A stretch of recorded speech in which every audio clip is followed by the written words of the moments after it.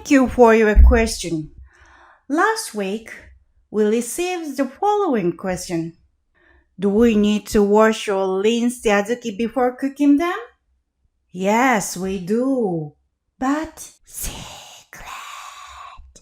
I don't wash the azuki at home.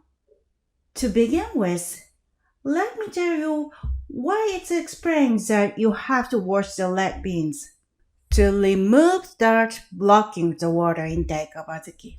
As you know, azuki beans don't grow by soaking up water from their entire skin like soybeans, but only from the teeny needle pore hole on the side of their white eyes. If these tiny holes are blocked by dirt, no matter how long you boil and cook them, the azuki will not become soft. Usually, I use beautiful azuki that are polished until they glisten, made in Japan. But wash azuki before boiling them to remove any dirt, as azuki in good condition are not sold outside Japan.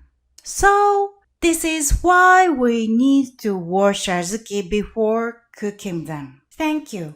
If you have another question, please tell us in the comment section.